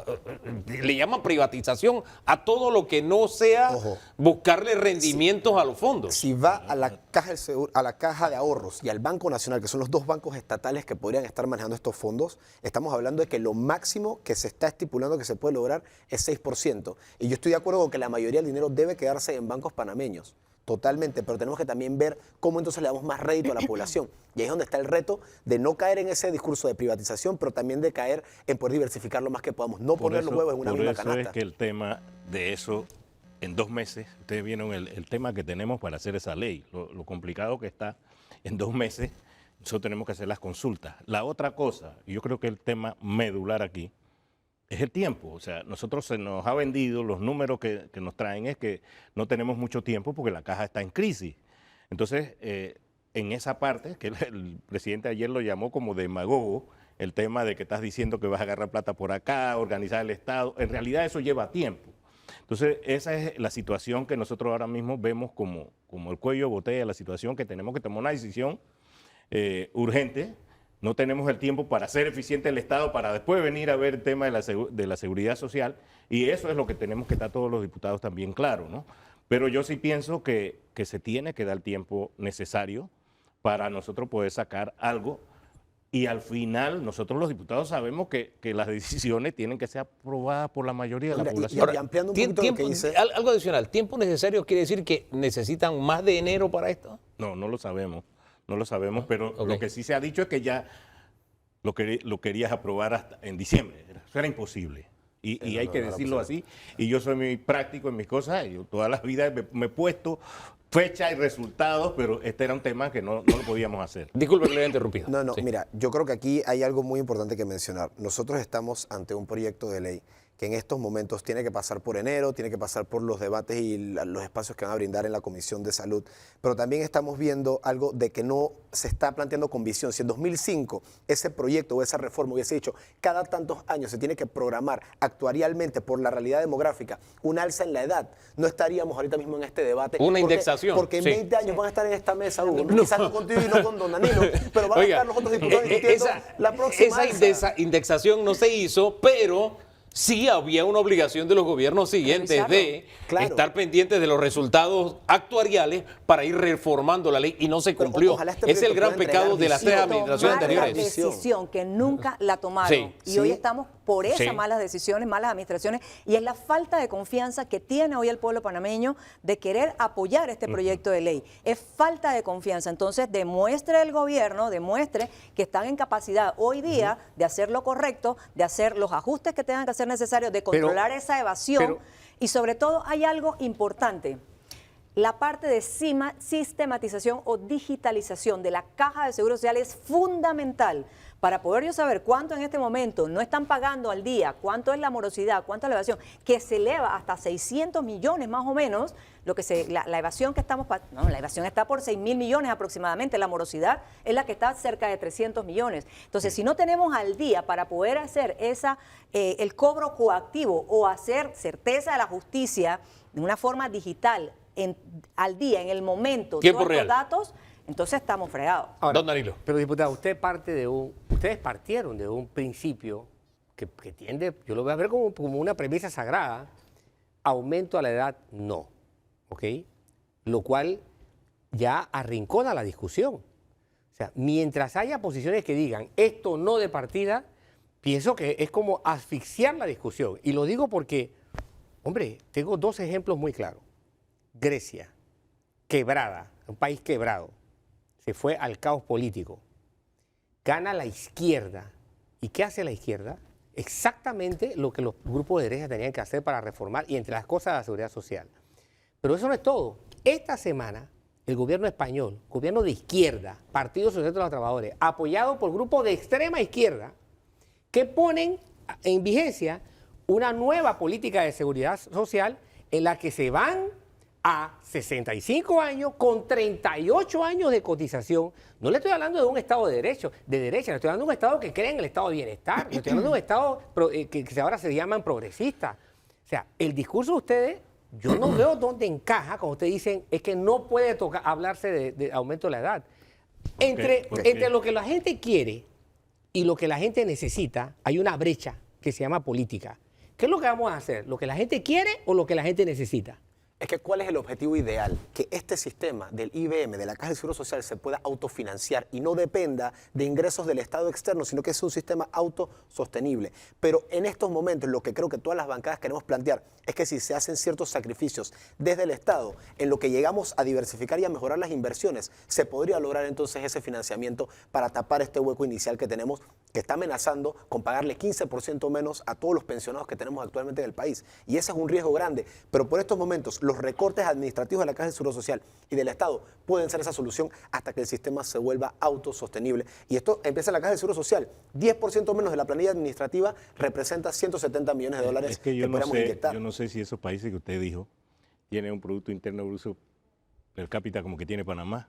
Yo no sé si allá hay una evasión fiscal de alrededor del 10% del Producto Interno Bruto. Entonces, aquí hay panameños que también están capacitados y están viendo eso. Panamá es un país rico. Entonces, no necesariamente Panamá va a ser una copia. España es superior. España definitivamente es muy superior. Pero el punto que también vale la pena poner sobre la discusión es, yo soy el primero en cuestionarlo, el asunto de la famosa evasión. Para mí cuelga de un problema que mientras no se corrija, esto no es sostenible, el planteamiento sobre la evasión. Aquí, ¿hasta qué punto se puede decir que hay evasión cuando un país infestado de corrupción? Pero no podemos ir ignorando la evasión, tenemos que enfrentarla en algún momento. De acuerdo, pero me pasó con la alcaldesa de San Miguelito. Ajá. Decía, ven acá, cuando yo llegué, la gente comenzó a pagar sus impuestos. Gente que teóricamente evadía. Pero no era que la gente evadía, era que la gente estaba harta de que no se robaran la plata. Correcto. No era evasión. No, y la gente comenzó a pagar esa y nuevamente, eso no es evasión. No, pero es que ese no es el concepto, Danilo, y con el respeto que usted se merece. El concepto es que no voy a pagar porque se la roban.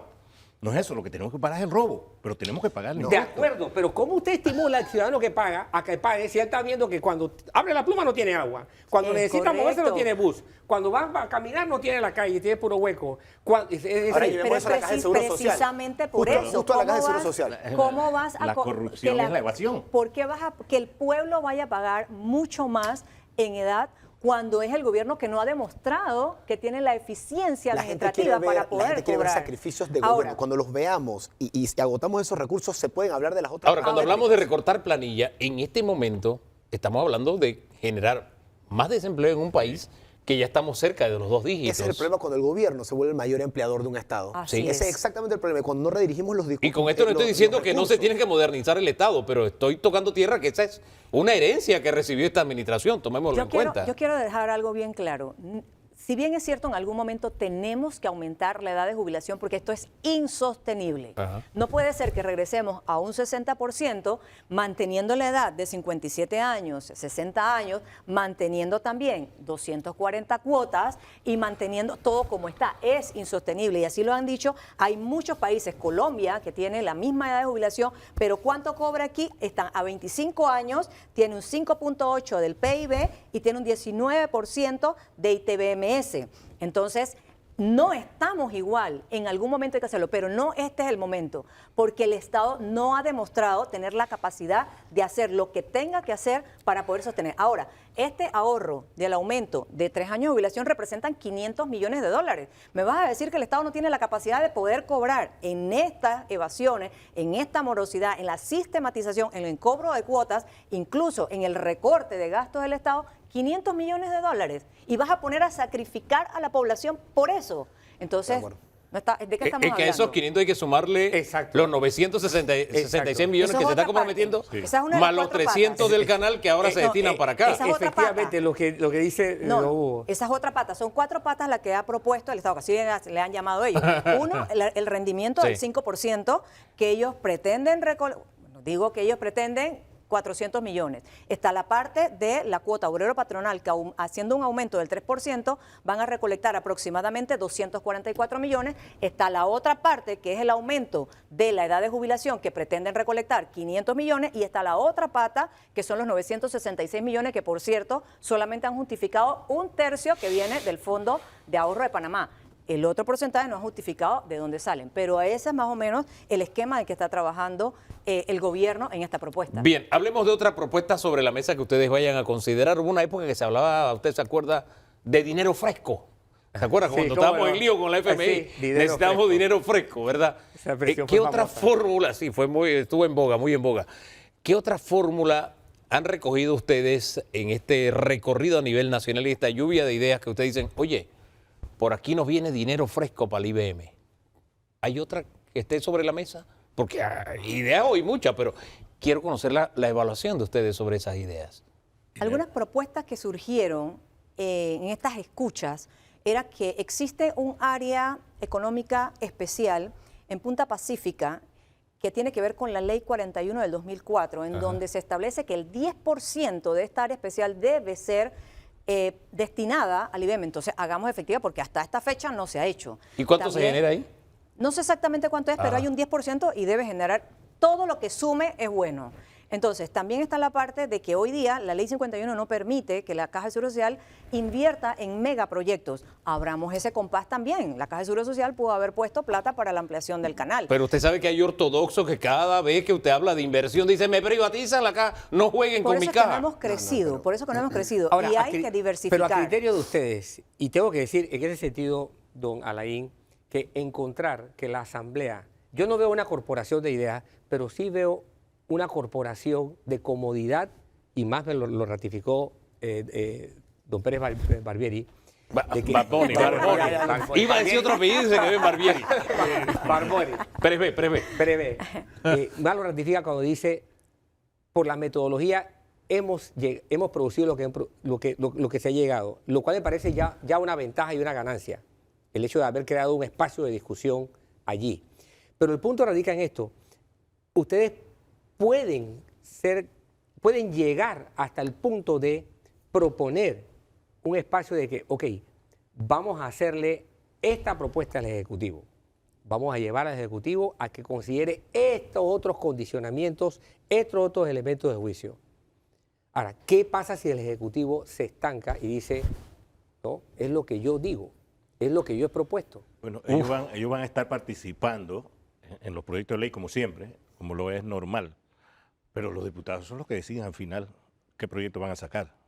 O sea, nosotros somos... Ahora el Ejecutivo tiene el poder del veto también, al final. Nos vamos al órgano Nosotros judicial. cuando hacemos una ley, todas las leyes ¿Qué? están predispuestas a vetar o Claro. vetar al Ejecutivo. Sin lugar a Pero dudas. la decisión es la Asamblea. Es que ese es el problema Por que siempre he dicho yo. insistencia, La se va al Asamblea de órgano judicial. Diputados es un órgano independiente del Estado que no tiene que hacer lo que dice el Ejecutivo. Tiene que hacer lo que pensamos nosotros como ente independiente que le conviene al país.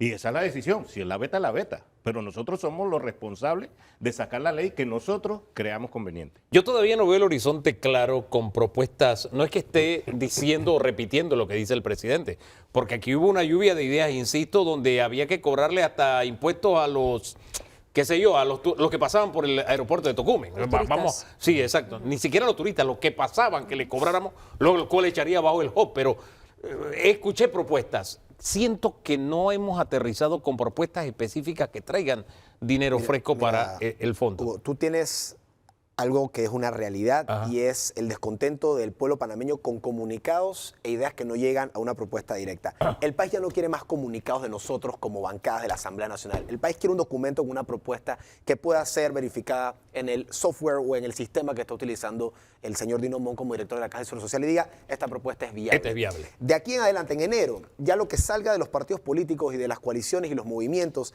tiene que ser una propuesta y no un comunicado. ¿Cuándo tendrán ustedes esa propuesta y no comunicado. ¿Cuándo creen ustedes que lo eso va a tendrán? ir Lo que pasa es saliendo que estamos en esta este semana. momento, en este momento está la Comisión de Salud analizando todos los aportes que nos dieron. Esto ha sido exhaustivo, no solamente es escuchar, sino ahora viene la parte dura, que es el análisis de los artículos por artículo, y apenas estamos en el bloque del 1 al 50. El Y son- segundo bloque es son el como 100. sabroso, son 210 artículos. Por eso, ¿por Son qué, 210. por qué le digo que no veo como muy claro, veo bruma en el horizonte, ¿Por don qué? Danilo? Sí, Porque todavía el calendario se ve apretado. Ustedes Sí. que conocen este ambiente, ustedes han visto que la Asamblea ha estado, mejor dicho, con la sociedad civil, los gremios, viendo este tema. Pero ¿dónde están los partidos políticos poniendo su posición? ¿Dónde están las- Usted pero, pertenece a un partido político. pero, Usted diputado, pertenece a otro, diputado, bueno, a un no, partido yo muy. sí, yo sí creo que las sui propuestas generis. que usted va a ver eventualmente vienen de la mano con lo que han mencionado aquí, con lo que usted ha mencionado de temas, de primero recortes estatales y segundo diversificar también propiedades estatales y propiedades de la Caja del Seguro Social que no hemos movido. Miren, los aeropuertos, nada más ahora que hablamos de los aeropuertos, se está hablando de varias concesiones del aeropuerto de Colón, del aeropuerto de Río Hato, y esas concesiones representan con un buen desarrollo dinero fresco, dinero turístico, se habló del seguro al turista ayer, que no es un en el impuesto, es un aeropuerto se dice incentivo. el impuesto al combustible de avión. Bueno, De eso se pero hablaba. mira, que no mira, se déjame pase. abrir De eso se algo. hablaba. Déjame abrir algo ahí. Las leyes especiales y exoneraciones. Entonces, a mí me dice el ministro Chapman, yo no voy a tocar esas leyes especiales hasta después de lo del seguro. Pero, ¿qué pasa si para resolverlo del seguro hay que tocar las leyes especiales de Amarrado. exoneración de impuestos? ¿Y qué pasa si hay que tocar las leyes especiales de carrera Los administrativa? subsidios, De los subsidios. subsidios. O sea, para lograr este proyecto de la Caja de Seguro Social, lastimosamente hay que tocar otras situaciones leyes. legislativas. Y esa es la realidad. Y esos son los sacrificios que el país va a decir, están haciendo un esfuerzo. Dejemos la cosa hasta ahí, señores. Gracias por habernos acompañado. Fíjense que conversamos sin tomar en cuenta todas esas gráficas de sube y baja que nos dejó el señor La Torraca al principio del programa, que es la parte espesa del chicheme y lo duro de enfrentar como para cuadrar este círculo. Y siento que no estamos muy cerca, y yo no tiendo a ser pesimista, siento que no estamos muy cerca de cuadrar este círculo. Sí, todavía los números no son lo suficientemente claros como para decir tal día es la fecha en que tendremos esto resuelto. Pero en fin, lo que sí está resuelto es que tenemos que irnos a una pausa. Gracias por haber participado. Gracias. Oiga, ya lo que es control de precios va a formar parte de la historia dentro de muy poco. Ya salieron 4 productos en esta segunda oleada. ¿Qué más se viene? Tema arroz, mucho más. En segundos nada más lo abordamos aquí en Debate Abierto.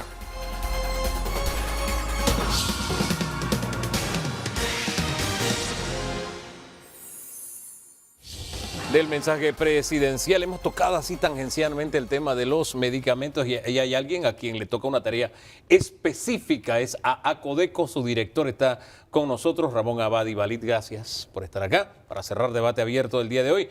Creo que la tarea que le dejó el presidente tiene que ver con, no con el tema de precios, sino con el abastecimiento de esos medicamentos. Por ahí va el asunto, ¿no? Así es, muy buenos días, gracias por la invitación, Atenor, don Toro. Sí, la verdad vamos al tema de fiscalizar, que exista un abastecimiento responsable, adecuado y al mismo tiempo que los productos se vendan al precio que se ha sugerido por parte de la presidencia. Bueno, obviamente necesitaremos los documentos legales que sustenten esta nueva tarea que se nos ha encomendado, pero con mucho gusto la Codeco va a participar y garantizar esto. Uno de los grandes problemas que siempre tiene Acodeco es los técnicos suficientes. ¿Contarán y también especialistas en esta materia para estar vigilantes de este aspecto? Bueno, ese es un tema fundamental de lo que queremos hacer en esta nueva administración de Acodeco. Estamos capacitando a nuestros inspectores para poder ayudarlos a desarrollar, pero obviamente necesitamos recursos para poder contratar personal capacitado y seguir capacitando de mejor forma a nuestro personal para poder participar. Obviamente también ampliando el espectro. Cada nueva tarea involucra un nuevo tipo de experticia y obviamente un nuevo tipo de cantidad de personal y recurso humano que se agota. O sea, Ahora, esta tarea no es cualquier cosa, porque el medicamento más caro es el que no existe. Entonces, de nada me serviría que tuviese un descuento si no hay. Don Danilo. Ahora bien, muchos de estos medicamentos, por no decir todos, son genéricos y se producen por casas que ya los tienen a precios muy bajos, muy bajos, casas centroamericanas. No las voy a mencionar aquí porque no viene al caso, pero se producen muy cerca y llegan a precios muy bajos ya. Es decir, todavía conseguir que bajen más sí ayudará, ¿no? Pero la tendencia de esos medicamentos no es a encarecer. Al contrario, ellos ya llevan una tendencia a bajar. sí. Entonces, ¿qué estamos haciendo? Estamos haciendo normas sobre una tendencia que ya está instalada. Sí, las políticas públicas en cuanto a este tipo de situaciones escapan de nuestra competencia porque obviamente existe una autoridad de salud y existe un Ministerio de Comercio que son los que realmente vigilan y fiscalizan este tipo de cuestiones. Nosotros simplemente nos damos la tarea de fiscalizar lo que la ley nos permite y lo que en este momento, imagino que habrá un decreto ejecutivo que nos dará las instrucciones para fiscalizar y garantizar que este tipo de, entre comillas, control, en los cuales siempre me opongo, funcionen adecuadamente. Nosotros, la verdad, por la responsabilidad, tenemos que estar... Pero, don Hugo, aquí el punto, exacto, como ya ellos llevan una tendencia a bajar, porque son medicamentos que hace buen rato dejaron la exclusividad, porque la industria de medicamentos se basa en una exclusividad monopólica. Así es. Una vez que se libera la autoría de la droga, entra en el mundo de los genéricos. El punto radica aquí es, solamente se puede hacer una política como esta si el Estado ingresa a algo que se llama regular la ganancia. ¿Es eso la política que estamos enfrentando hoy día? ¿El Estado va a enfrentar la responsabilidad de regular la ganancia de los actores del mercado? Esa es una muy buena pregunta. Si nosotros llegamos en la Codeco a ver que realmente se está regulando la ganancia y realmente hay un tipo de impasse que pueda contravergir lo que es la fiscalización, recuerde que la Codeco es protección al consumidor y libre competencia. Exacto. Nosotros nos dedicamos muchas veces a hacer también lo que se llama abogacía de la competencia, que haciendo un poquito de docencia para el público que nos está viendo, es más que todo recomendaciones que le hacemos a las diferentes autoridades cuando percibimos que en el mercado hay prácticas monopolísticas o prácticas que no permiten que haya una libre competencia. Ahora, la lógica me dice que si los medicamentos en Panamá tienen un precio estratosférico, es porque hay sectores que están abusando de esa ganancia. Vamos a Uruguay, que tiene casi la misma población de Panamá y encuentran los medicamentos 10, 20 veces más baratos que en nuestro país. Entonces, sin entrar en ánimo de controlar o normar la ganancia, ¿verdad? Hay que aceptar ese hecho. Hay sectores que están haciendo ganancias millonarias a costa de nuestra salud por el precio de los medicamentos. La lógica lo que me indica es que si entra este descuento porque el gobierno o el Estado está adquiriendo, eso hará que aquellos que están teniendo grandes ganancias se vean compelidos ¿a qué? A reducir sus ganancias y a bajar los precios para estar acorde con esta rebaja que se está introduciendo, ¿o no? Sí, por supuesto, pero también esa es la lógica fundamental, pero también tenemos que ser realistas en este sector. La verdad es que ha habido unas prácticas burocráticas que han complicado normalmente que muchos medicamentos, aunque sean genéricos, sean libre comercialmente en Panamá. O sea, que desde perspectiva del Estado tenemos que hacer un cambio. Lo dijo el presidente, el poder homologar que los productos de la FDA y de la EMA puedan entrar a Panamá irrestrictamente y que realmente puedan competir en el mercado, me permite abrir un abanico de oferta que el público panameño necesita, que el consumidor panameño necesita y con lo cual garantizar. Y en caso de, para terminar, y en caso de que exista una desvirtuación del mercado, que puede haber esa posibilidad siempre, y que pueda haber una tendencia a desabastecimiento, pues ya el presidente lo ha dicho que ellos estarían en la palestra de importar. Pero un experto en el tema me explicó. Número uno, ya esta era una medida antigua. Lo de la facultad de que los medicamentos que vengan con certificado por FEMA y EMA, aquí en Panamá no se les fijase esa... Una vieja aspiración. Exacto. Sí. Eso ya se había roto en Panamá. Lo que sí permanecía en Panamá es una limitación que tiene el Seguro Social, que exige 5 años para que de existencia del medicamento, con lo cual la normativa del Seguro Social, porque no la tiene el MINSA, la tiene el Seguro. Entonces, ¿cómo lanzar esto sin alterar la normativa del Seguro Social? Había que cambiar la normativa del Seguro Social y todo el enfoque que ello tiene. Bueno, esa tarea le corresponderá al Seguro Social y obviamente al Ministerio de Salud y a las autoridades que tienen la tarea que se me encomendó. El experto me lo explicó así de total, claro. Y estoy de acuerdo con él, pero la tarea que se nos encomendó a nosotros es fiscalizar y garantizar que exista el abastecimiento. Y eso es lo que vamos a hacer. Ahora, como ustedes tienen que ver con libre competencia, en el mercado de medicamentos realmente hay libre competencia en Panamá, porque llama la atención que de todas las casas, todos están caros.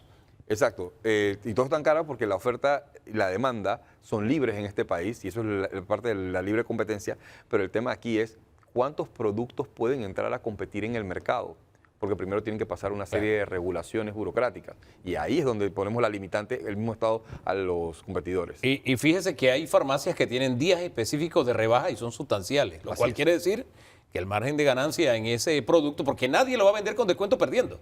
Pero es que, el margen de ganancia es amplísimo. Es que el truco no está en el margen de ganancia. El truco está en que haya competencia.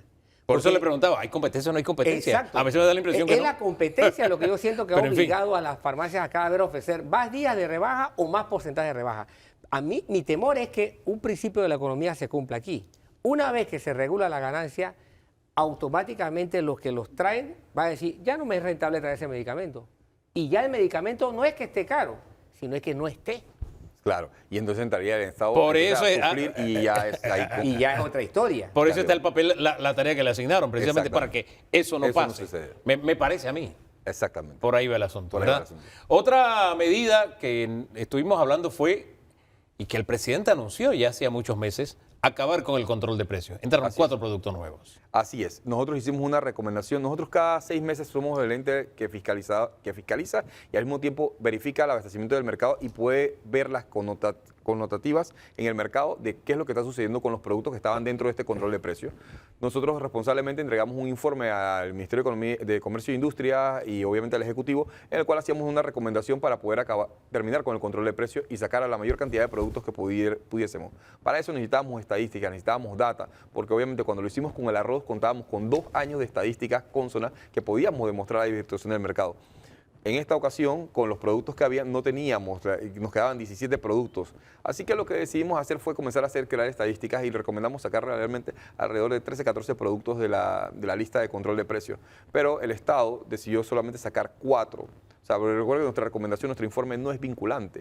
O sea, es un informe que nosotros hacemos de acuerdo a nuestra experticia. Pero al final el Estado tiene que tomar la decisión porque son ellos los que realmente pueden agarrar y decidir qué producto está o no. Y los productos que se retiraron del mercado son la salchicha de carne de res, las lentejas, la mortadela y el último producto que me falta en la lista es el de... Una tuna, ¿no? La También, sí, atún, sí, exacto. atún en agua. ¿no? Exacto. Entonces, con esto hemos podido agarrar y bajar de 17 productos a 13 productos que nos quedan en la canasta básica. Y en 6 meses se control de- reevaluará, me imagino. Exactamente, alrededor de como en 4 o 5 meses entregaremos nuevamente el informe para que se reevalúe por parte del Ejecutivo de qué otros productos vamos a sacar. Pero la tendencia es, igual que lo dijo usted hace un momento, reducir el control de precios y eliminarlo. Exacto. ¿no? En lo Ahora, posible. sí he notado algo. En la última década, los valores de precios de las canastas básicas se han movido. Sí, ha habido una tendencia de aumento, pero las tendencias de aumento se han visto bruscamente alteradas a unos picos altísimos siempre que ha habido grandes traumas sociales, específicamente 2022, 2023. Se dispara la canasta básica de una manera espantosa y a partir de allí vuelve a bajar, pero ya no quedaba más abajo de lo que estaba antes, sino baja, pero un poquito más arriba de lo que estaba antes. Hemos aprendido la lección de qué efectos tienen esos traumas sociales que terminan cerrando carreteras por semanas, impidiendo la vida comercial por semana, impidiendo la circulación por semana. Hemos aprendido cuánto nos cuesta en dólares y centavos de comida, por lo menos de comida, para no hablar de medicamentos. ¿Cuánto nos cuesta eso? ¿Hay algún estudio adicional que nos pueda presentar a Codeco y que diga, mire señores, ¿ve? En dólares y centavos, la feria de cerrar una calle por un mes nos cuesta eso? Podría Codeco, yo lo hice y por eso se lo estoy planteando, ¿no? No, lo podemos hacer y la verdad si tiene un estudio parecido que nos pueda servir de guía, también lo podemos hacer. Nosotros tenemos voy a economistas compartir. especialistas y la verdad es que me ha puesto otro reto, que ya veo que le gusta poner unos retos a la Codeco y la verdad estamos para servir a los panameños. Así que obviamente haremos estudio, inclusive lo compartiremos con el Ministerio de Economía y Finanzas porque también nos interesaría mucho saber realmente cuánto es el impacto que realmente crea en el mercado este tipo de traumas y cuál es después el resultado, ¿no? Como usted lo dijo, si realmente llegamos de nuevamente equilibrar el precio constantemente o si el precio queda un margen superior todavía que pueda afectar todavía a los consumidores. Sería un estudio interesante porque al final... Yo lo hice y por eso se lo estoy Qué planteando. buen planteamiento, gracias. No, y es Bueno, interesante porque al final, si no lo hacemos y no aprendemos con los golpes, nos llega como una mera anécdota y quedamos ante el riesgo de volver a repetirlo.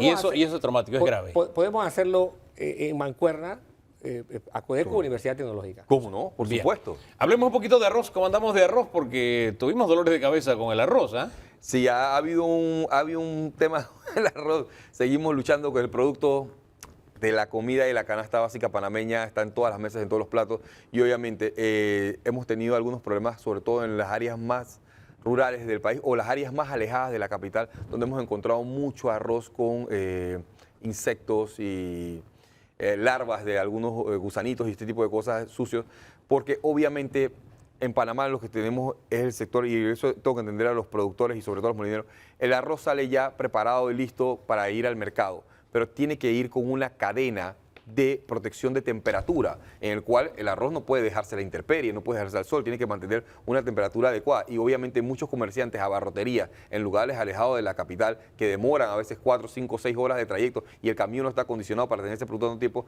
crea ese ambiente que puede crear que este tipo de insectos o animalitos crezcan dentro o que se agrie el producto, y obviamente cuando llega a los expendios del consumidor, el consumidor en ese momento llega y puede ver un animal dentro del arroz y dice esto está malo. Y ahí es donde entramos nosotros la Codeco, donde vengan y lo denuncien, mis inspectores inmediatamente van. En el caso específicamente de Bocas del Toro tuvimos muchos problemas con ellos, y en el caso de Darién también hemos encontrado.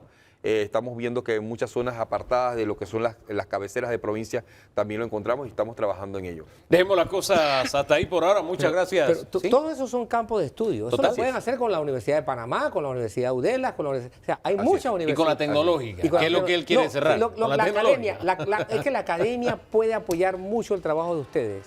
Así Mucho, es. mucho, mucho. Y los necesitamos. Y el mundo universitario, todo el mundo, sobre todo del Estado, puede contribuir mucho a estabilizar los argumentos de Acodeco. Gracias por acompañarnos este día. A ustedes gracias por la sintonía. Cita 3 de la tarde en Eco TV para que vea el programa completo. También está disponible en redes sociales permanentemente. El próximo domingo esperamos que nos acompañe nuevamente. De aquí entonces nos seguimos regalando el mejor fin de semana de nuestras vidas. ¿Le parece? Bendiciones.